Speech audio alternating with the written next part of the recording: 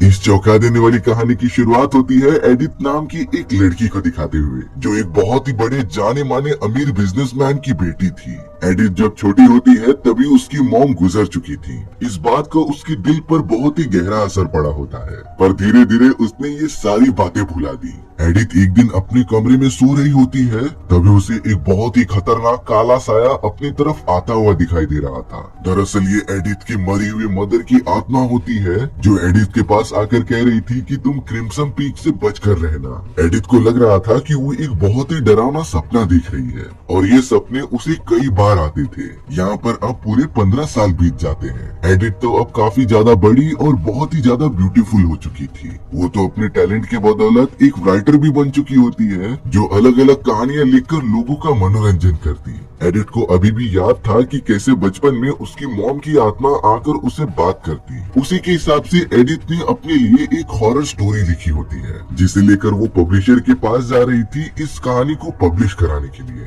लेकिन कहानी अच्छे से पढ़ने के बाद पब्लिशर ने उसे पब्लिश करने से मना कर दिया, क्योंकि उन्हें अभी हॉरर स्टोरी नहीं बल्कि एक रोमांटिक कहानी चाहिए। अब एडिथ अपने फादर के ऑफिस में बैठकर टाइपराइटर से कुछ टाइप कर रही थी। दरअसल उसे अपनी नई स्टोरी कैसे भी खत्म करनी होती है। तभी थोड़ी देर में वहाँ पर थॉमस नाम का एक अनजान आदमी आ गया था, जो एडिथ को अपना कार्ड देकर कहता है कि क्या मैं तुम्हारे फादर से मिल सकता हूँ। जब तक एडिथ के फादर आते, थॉमस ने एडिथ की वो कहानियां पढ़ ली, जिसे देखने के बाद थॉमस एडिथ की काफी ज्यादा तारीफ करता है। और अब थॉमस एडिथ के फादर और उसकी पूरी कंपनी के लोगों के सामने अपना प्रेजेंटेशन देने लगा था। दरअसल थॉमस ने एक छोटा प्रोजेक्ट बनाया होता है, जिसके लिए उसे फंडिंग की जरूरत थी। थॉमस ने अपनी मशीन का डेमो दिखाया, जो कि एक ड्रिलिंग मशीन होती है, जिससे कि हम बड़ी आसानी से जमीन के अंदर खुदाई कर सकते थे। लेकिन यहाँ काफी ज्यादा रिसर्च करने के बाद एडिथ के फादर ने थॉमस के इस ऑफर को रिजेक्ट कर दिया, क्योंकि उन्हें अंदाजा होता है कि थॉमस को इन सारी चीजों के लिए कई सारे रिजेक्शंस मिले हैं, और कोई तो रीजन होगा जो इन्वेस्टर्स तुम्हारे प्रोजेक्ट में इन्वेस्ट नहीं करना चाहते। इसीलिए अब एडिथ के फादर ने थॉमस को मना कर दिया होता है। अब घर पर आने के बाद एडिथ अपने फादर से कह रही थी कि आपको थॉमस को इस तरीके से निराश नहीं करना चाहिए था। उसका भी प्रोजेक्ट काफी ज्यादा आधुनिक लग रहा होता है। लेकिन एडिथ के फादर के कुछ अपने भी रीजन थे, जिसकी वजह से उसने थॉमस को रिजेक्ट कर दिया था। इसके बाद एडिथ चली जाती है अपने कमरे में आराम करने के लिए, और थोड़ी देर बाद एडिथ ने दरवाजे की तरफ देखा कि कोई उसे खोलने की कोशिश कर रहा है। नजर घुमाने पर तो वहाँ एडिथ की मरी हुई मॉम की आत्मा मौजूद थी, जो अंदर आने की कोशिश कर रही होती है। एडिथ ने तो डर कर डायरेक्टली दरवाजा बंद कर दिया था, लेकिन एडिथ के मदर की आत्मा दरवाजे की भी आर पार हो जाती है। वो पहले भी यही कहती और अभी भी यही कह रही थी कि तुम क्रिम्सन पीक से बचकर रहो। हालांकि एडिथ को आज तक कुछ भी समझ में ही नहीं आया होता कि क्रिम्सन पीक है कौन। अब एडिथ की मदर की आत्मा जैसे ही जाती है, तभी वहाँ उनके घर की नौकरानी आ गई थी, जो एडिथ को बता रही होती है कि आपसे मिलने के लिए थॉमस नाम का एक आदमी आया है। दरअसल बात ये थी कि इतने कम मुलाकात के बाद भी थॉमस एडिथ को काफी पसंद करने लगा था। एडिथ का भी कुछ ऐसा ही रिएक्शन होता है। दरअसल थॉमस एडिथ को एक बहुत ही बड़ी पार्टी में लेके जाना चाहता था, जिसे कि एडिथ के फादर ने ही ऑर्गेनाइज किया होता है। थॉमस की एक बहन होती है, जो बहुत ही अच्छा पियानो बजा रही थी, और अब थॉमस और एडिथ एक साथ मिलकर काफी अच्छे डांस का प्रदर्शन कर रहे थे। ये सारी चीजें एडिथ के फादर नोटिस कर रहे होते हैं। उन्हें थॉमस और उसकी बहन के बारे में सब कुछ पता करना था, इसीलिए वो एक जासूस को लगा देते हैं, जो थॉमस और उसकी बहन के बारे में सारी इंफॉर्मेशन निकालेगा। एडिथ के फादर को तो अब थॉमस के बारे में सब कुछ पता चल गया होता है, इसीलिए अब उसने थॉमस को अपने घर पर बुलाया। वहीं दूसरी तरफ थॉमस और उसकी बहन एडिथ के साथ एक पार्क में मौजूद होती है। एडिथ से मिलने और उसकी बिहेवियर को जानने के बाद थॉमस की बहन उससे कह रही थी कि मुझे एडिथ बिल्कुल भी पसंद नहीं है, लेकिन थॉमस कह रहा था कि हमें सिर्फ अपने मकसद में कामयाब होना है। और अब वो अपनी बहन से एक लाल कलर की अंगूठी ले लेता है, जिसकी मदद से वो अपना मिशन कंप्लीट करने वाला था। अब यहाँ एडिथ के फादर थॉमस को अपने महल में बुलाकर ये बताते हैं कि मुझे पता है कि तुम कोई अच्छे आदमी नहीं हो, तुम मेरी बेटी के साथ इसीलिए हो क्योंकि तुम्हें इसके लिए पैसे मिले हैं। इन सारी चीजों को देखने के बाद एडिथ के फादर ने थॉमस को एक बहुत ही बड़े अमाउंट का चेक दे दिया था, जो थॉमस से कह रहे थे कि तुम्हें मेरी बेटी एडिथ की जिंदगी से निकल जाना होगा, इसके बदले मैं तुम्हें ये सारे पैसे दे दूंगा। थॉमस को एडिथ से कहना होगा कि कल तुम जा रहे हो और तुम उससे बिल्कुल प्यार नहीं करते, क्योंकि एडिथ का तो अटैचमेंट थॉमस से होता है, और जब तक थॉमस उससे रूडली बात नहीं करेगा तब तक एडिथ उससे नफरत नहीं कर पाएगी। थॉमस को पैसों की सख्त जरूरत थी, इसीलिए वो डिनर करते समय सभी के सामने ऐलान कर देता है कि कल वो जा रहा है और वो अब एडिथ के साथ शादी नहीं कर सकता। ये बात सुनकर एडिथ थोड़ा सा नाराज हो गई थी। तब जाकर थॉमस को मजबूरी में ये कहना पड़ा कि वो तुमसे बिल्कुल प्यार नहीं करता, क्योंकि तुम्हें रिलेशनशिप के बारे में बिल्कुल भी नहीं पता। तुम तो सिर्फ हॉरर स्टोरी लिखने वाली सिर्फ एक राइटर हो। एडिथ इस बात से बहुत ही ज्यादा नाराज होकर थॉमस को एक थप्पड़ मार देती है, जिसके बाद थॉमस इस जगह से जाने की तैयारी करने लगा था। अब एक दिन जब एडिथ के फादर अपने ही महल में घूम रहे होते हैं, तभी अचानक एक काला साया आकर एडिथ के फादर को जान से मार देता है। हालांकि ये बात अभी तक एडिथ को पता नहीं थी। एडिथ को तुरंत ही थॉमस का कॉल आता है, जो सारी सच्चाई कह रहा था कि कैसे उसके फादर ने उसे पैसे दिए जिससे कि वो चाहते थे कि मैं तुमसे ब्रेकअप कर लूं। मुझे भी थोड़े पैसे की जरूरत थी, इसीलिए मैंने ऐसा कहा, नहीं तो मैं तुमसे बहुत ही ज्यादा प्यार करता हूँ। ये बात सुनने पर एडिथ भागती भागती चली गई उस होटल के अंदर जहाँ पर थॉमस रुका हुआ था, और अब वो थॉमस से मिलकर बहुत ही ज्यादा खुश होती है। पर अब जैसे ही थॉमस और एडिथ महल में आए, तब उसे अपने फादर की डेथ की रिपोर्ट पता चली। एडिथ इन सारी चीजों से बहुत ही ज्यादा अपसेट हो जाती है। उसे कुछ समझ नहीं रहा था कि वो अपने फादर के जाने के बाद आखिर क्या करेगी। अब यहाँ पर थॉमस ने एडिथ के साथ अपने प्यार का इजहार कर दिया होता है। उसने तो अपनी बहन से ली हुई लाल रिंग भी एडिथ की उंगलियों में पहना दी थी। थॉमस एडिथ के साथ शादी करके उसे अपने घर इंग्लैंड में लेकर आ जाता है। थॉमस एक बहुत ही बड़े घर में रहा करता था, लेकिन वो घर थोड़ा सा हॉरर लग रहा होता है, पर फिर भी उन दोनों को अब इसी के अंदर रहना था। इस खंडहर में एडिथ को कुछ अजीब सा लग रहा होता है, लेकिन थॉमस ने एडिथ को इन्फॉर्म कर दिया था कि चाहे कुछ भी हो जाए, तुम बेसमेंट में कभी मत जाना। उस जगह पर तो थॉमस की बहन भी होती है, जो एडिथ को देखकर काफी ज्यादा खुश हो रही थी, और अब वो दोनों ही अपनी अच्छी खासी मैरिड लाइफ को जीना स्टार्ट कर देते हैं। वहीं दूसरी तरफ एडिथ के फादर की मृत्यु के बाद उनका एक ऑफिसर दोस्त थोड़ी सी छानबीन करने लगता है। ऑफिसर को पता चला कि एडिथ के फादर ने अपना लास्ट चेक थॉमस के नाम से बनाया था, इसीलिए अब उसे थॉमस पर थोड़ा सा शक होने लग जाता है। उसने तो अपनी इन्वेस्टिगेशन करना चालू कर दिया था। यहाँ उस डरावने महल के अंदर एडिथ जब अपने कमरे में मौजूद थी, तभी उसके पीछे एक डरावना काला साया आ जाता है। एडिथ ने जैसे ही पीछे मुड़कर देखा, तब वो साया गायब हो चुका था। उसे लग रहा होता है कि जरूर ये उसका कोई वहम होगा। अब एडिथ थॉमस और उसकी बहन के साथ बैठकर डिनर करने लगी थी। यहाँ थॉमस और उसकी बहन को देखकर काफी अजीब लग रहा था, क्योंकि वो दोनों इस खंडहर के अंदर काफी अजीब तरीके से रहते थे। अब एक रात जब एडिथ सोई हुई होती है, तभी उसकी नींद खुल गई थी। उसने देखा कि थॉमस बेड पर नहीं सोया है, इसीलिए अब एडिथ कैंडल लेकर थॉमस को ढूंढने के लिए चली गई थी। थोड़ी दूर जाने पर तो एडिथ को एक बॉक्स मिलता है, जिसके अंदर छोटे छोटे टेप्स रखे गए थे, लेकिन अगले ही मोमेंट में पीछे से एक बहुत ही खतरनाक घोस्ट जमीन के अंदर से निकल रहा था, जो लगातार एडिथ की तरफ बढ़ता जाता है।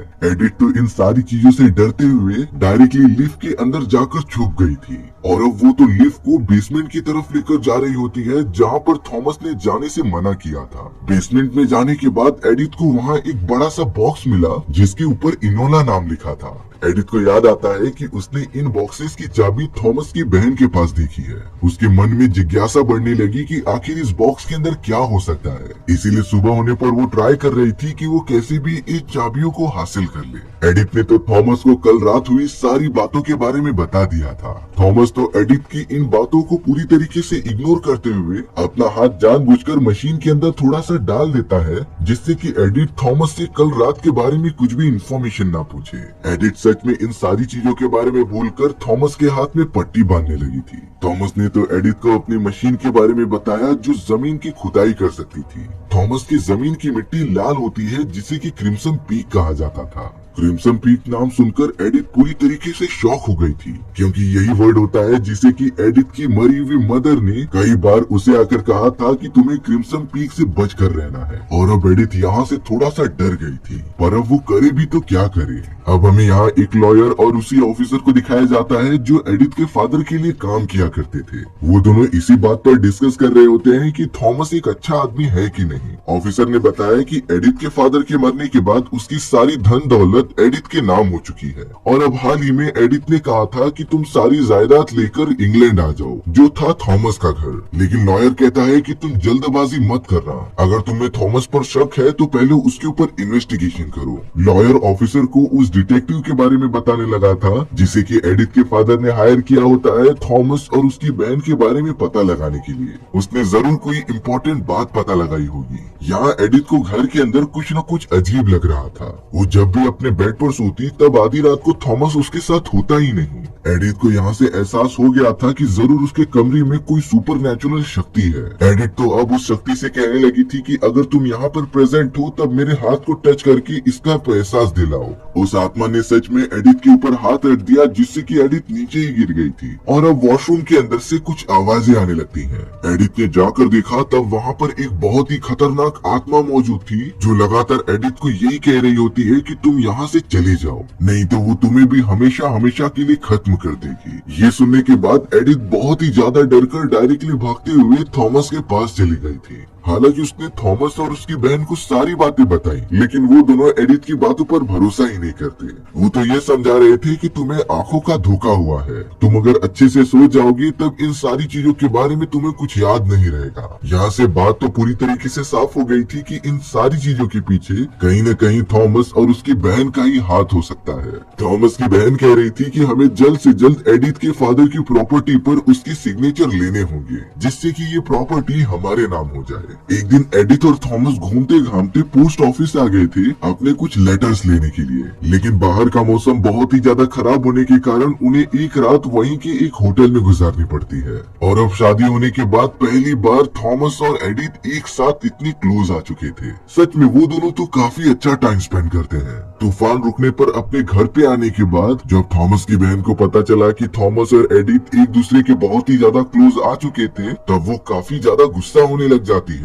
वो तो ये कह रही होती है कि मुझे तुम दोनों की बहुत ही ज्यादा फिक्र हो रही थी और तुम दोनों तो किसी बाहर के होटल में जाकर बड़े मजे उड़ा रहे थे। एडिथ का यहाँ पर जोर से पेट दर्द देने लगा था, इसीलिए थॉमस की बहन उसके लिए दवाई लेकर आने चली गई थी। तभी एडिथ ने नोटिस किया कि थॉमस की बहन के पास जो चाबियां मौजूद है उसके अंदर से एक चाबी के ऊपर इनोला नाम लिखा था और ये वही नाम का बॉक्स होता है जिसे कि एडिथ ने बेसमेंट में देखा होता है। एडिथ को अब किसी भी हालत में पता करना था कि बॉक्स के अंदर मौजूद क्या है, इसीलिए वो थॉमस की बहन से वो चाबी लेने की कोशिश करने लगी। वहीं दूसरी तरफ अब हमें ऑफिसर दिखाया जाता है जो केस की इन्वेस्टिगेशन करते हुए उस डिटेक्टिव के पास पहुंच गया था जिसने थॉमस और उसकी बहन के बारे में इंफॉर्मेशन प्रोवाइड की थी। वो डिटेक्टिव ऑफिसर को सारी बातें बताता है। तब जाकर ऑफिसर को डार्क रियलिटी पता चली कि थॉमस ने तो तीन औरतों से शादी कर रखी है और ये सारी बातें एडिथ के फादर को पता थी, इसीलिए वो थॉमस की शादी एडिथ से नहीं होने देना चाहते थे। और अब थॉमस और उसकी बहन चाहते थे कि वो एडिथ की पूरी प्रॉपर्टी अपने नाम करवा ले। एडिथ को थॉमस ने 2 लेटर्स दे दिए थे जिसके ऊपर प्रॉपर्टी के सारे डॉक्यूमेंटेशन मौजूद होते हैं और अगर एडिथ ने इस डॉक्यूमेंट पर सिग्नेचर कर दिया तब सारी प्रॉपर्टी थॉमस के नाम हो जाएगी।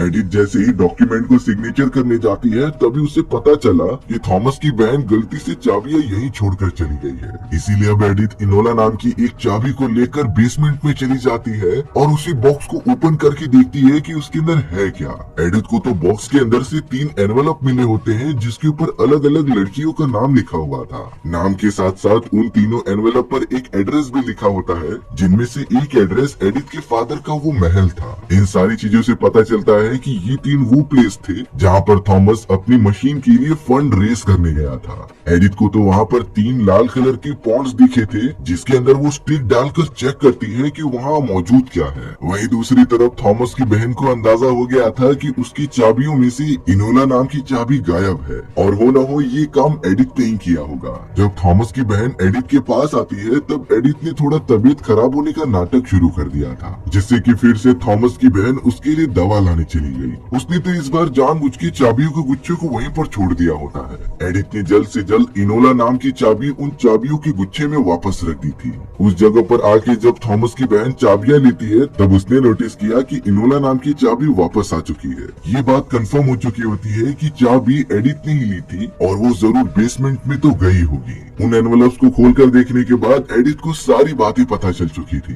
एडिथ जान चुकी होती है कि थॉमस ने एक नहीं बल्कि 3 शादियां की होती हैं और उन तीनों लड़कियों की मौत सेम रीजन से हो गई। दरअसल थॉमस और उसकी बहन एक अलग टाइप का चाय पिलाती थी जिसके अंदर ऐसा जहर होता है जो लोगों को धीरे धीरे करके मारता था। इन सारी चीजों से मौत एकदम नेचुरल लगती थी और यही चाय एडिथ भी शुरुआत से पीते आ रही है। यानी कि अब बारी थी एडिथ की। कुछ ही समय में तो एडिथ के मुंह से भी खून निकलने लगा था। एडिथ तो डर के मारे यहाँ से भाग के जाने की भी कोशिश करती है, लेकिन उसने जैसे ही दरवाजा खोला तब बाहर बर्फीला तूफान मौजूद था जिसे अकेले पार करके वो जा ही नहीं सकती थी। इसीलिए अब एडिथ घर के अंदर आकर बेहोश हो जाती है। अब थॉमस की बहन एडिथ के पास आ गई थी उसे चाय पिलाने और खाना खिलाने के लिए, लेकिन यहाँ एडिथ ने साफ साफ मना कर दिया था कि वो कुछ भी नहीं पीने वाली। थॉमस की बहन एडिथ के साथ जबरदस्ती करने लगी थी। ये सारी चीजें देखकर थॉमस अपनी बहन से कहता है कि हमें ऐसा नहीं करना चाहिए। वो दोनों बात करने के लिए दूसरे कमरे में चले गए थे, जहाँ पर थॉमस की बहन कहती है कि अगर हमने एडिथ को नहीं मारा तब हम दोनों को फांसी हो सकती है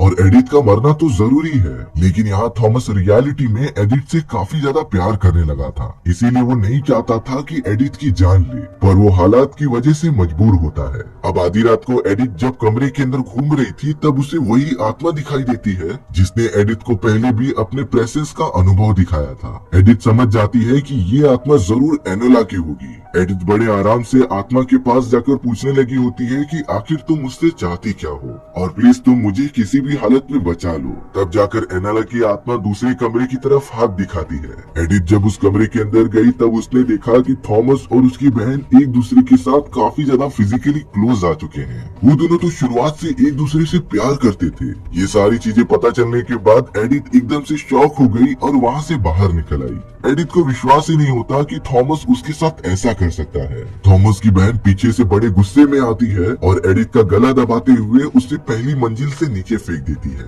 लेकिन यहाँ एडिथ की नसीब अच्छी थी कि उसके ठीक नीचे बर्फ की एक मोटी परत थी जिससे कि ज्यादा चोट नहीं लगती। सुबह होने पर एडिथ उसी ऑफिसर को देखती है जो कि अब इंग्लैंड पहुंच चुका था। ऑफिसर बताता है कि गिरने की वजह से तुम्हारी एक टांग टूट चुकी है, लेकिन तुम जल्द से जल्द ठीक हो जाओगी। ऑफिसर ने नोटिस किया कि एडिथ की उंगलियों में एंगेजमेंट रिंग है ही नहीं और वहाँ पर तो एक घाव बन चुका था। जैसे ही थॉमस की बहन वहाँ आती है तब ऑफिसर ने उसकी उंगलियों में वो अंगूठी देखी थी और अब जाकर ऑफिसर सब कुछ समझ जाता है कि ये सारा किया धरा थॉमस और उसकी बहन का है। ऑफिसर ने एडिथ को सारे रिपोर्ट दिखाए जिसमें कि ये पता चल रहा था कि थॉमस की बहन एक कातिल है जिसने खुद की माँ को ही मार दिया और वो दोनों इसी तरीके से लोगों को मारकर उनकी जायदाद हड़पते थे। अब सारी पोल खुलने के बाद ऑफिसर डिसाइड करता है कि वो एडिथ को यहाँ से लेकर चला जाएगा, पर थॉमस और उसकी बहन इतनी आसानी से ये सब नहीं होने देंगे। थॉमस की बहन ने तो एक चाकू निकालकर ऑफिसर के ऊपर हमला भी करना स्टार्ट कर दिया। वो थॉमस से कहती है कि हमें जल्द से जल्द ऑफिसर को घायल करके बेसमेंट में बंद करना होगा। थॉमस जानबूझकर ऑफिसर की उस जगह पर वार करता है जिससे कि उसकी जान न जाए, सिर्फ वो पैरालाइज हो जाएगा और अब वो ऑफिसर तो हिल भी नहीं पा रहा था। थॉमस ऑफिसर को लेकर बेसमेंट में जाने लगता है जिससे कि वो उसे वहीं पर कैद कर दे। वहीं दूसरी तरफ अब थॉमस की बहन एडिथ से जबरदस्ती कर रही थी कि वो डॉक्यूमेंट पर साइन करके उसके सारी जायदाद हमारे नाम कर दे। एडिथ के पास तो और कोई भी ऑप्शन नहीं होता सिग्नेचर करने का।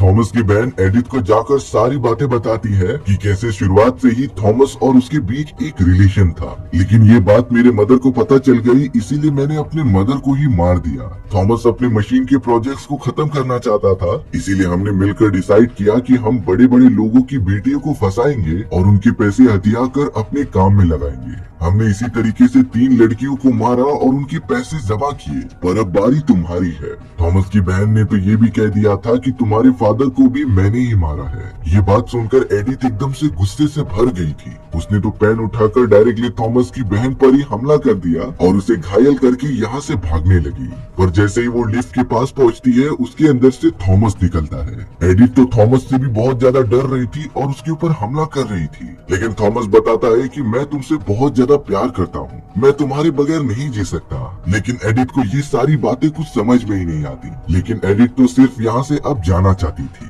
थॉमस अब एडिथ को शांत करा के उन डॉक्यूमेंट्स के पास आ जाता है जिसके ऊपर एडिथ ने अभी अभी सिग्नेचर किया था। थॉमस तो उन सारे पेपर्स को उठाकर आग के अंदर जलाने लग जाता है क्योंकि वो नहीं चाहता था कि वो एडिथ को धोखा देकर अपना प्यार हासिल करे। लेकिन जब ये बात थॉमस की बहन को पता चली तब वो बहुत ही ज्यादा गुस्सा हो जाती है। थॉमस कहने लगा था कि हमें ये प्रॉपर्टी नहीं चाहिए, हम कहीं और चले जाएंगे और अपनी जिंदगी गुजारेंगे। लेकिन शायद थॉमस की बहन को ये सारी चीजें एक्सेप्ट बिल्कुल भी नहीं थी। उसने तो उल्टा थॉमस के ऊपर ही हमला करके उसे जान से मार दिया था। दरअसल थॉमस की बहन उससे बहुत ज्यादा प्यार करती थी और जब उसे पता चला कि थॉमस एडिथ से बहुत ही ज्यादा क्लोज हो चुका है तब वो एकदम से बौखला गई और इसे गुस्से में आकर थॉमस की बहन ने उसकी जान ले ली थी। एडिथ तो भागते हुए लगातार घर से बर्फीले वाले इलाके में आ जाती है। थॉमस की बहन भी उसे मारने के लिए पीछे पीछे आ गई थी और अब दोनों आमने सामने होते हैं एक दूसरे के ऊपर हमला करने के लिए। तभी अचानक थॉमस की बहन ने जब पीछे देखा तब वहाँ पर थॉमस की आत्मा खड़ी थी जो अपनी बहन की तरफ बड़ी अजीब तरीके से देख रहा होता है। इन सारी चीजों के दौरान एडिथ को एक अच्छा मौका मिल गया था और उसने पीछे से थॉमस की बहन के सर पर जोर से हमला कर दिया जिससे कि थॉमस की बहन वहीं पर गिर के अपना दम तोड़ देती है। एडिथ ऑफिसर के साथ महल से बाहर निकलकर कहीं दूर जाने लगी थी जिन्हें कि कुछ विलेजर्स रेस्क्यू कर लेते हैं। महल के अंदर अब हमें थॉमस की बहन की आत्मा दिखाई गई थी जो कि पियानो बजा रही होती है और अब वो हमेशा हमेशा के लिए इसी जगह पर फंसी रह जाएगी। एडिथ ने तो अपने साथ हुई इन सारी घटनाओं के अकॉर्डिंग एक कहानी भी लिखी थी जिस किताब का नाम क्रिम्सन पीक ही होता है। ये कहानी बहुत ही कम समय में काफी ज्यादा फेमस हो चुकी थी और इसी तरीके से स्टोरी यहीं पर खत्म हो जाती है। सो व्यूअर्स, आपको ये कहानी कैसी लगी कमेंट सेक्शन में बताना भूलना मत और अगर आपको मेरा एक्सप्लेनेशन 1% भी अच्छा लगा होगा ना तो वीडियो को लाइक एंड चैनल को सब्सक्राइब जरूर कर देना। मिलते हैं इसी तरीके की मजेदार और अनोखी कहानियों में, तब तक के लिए बाय बाय।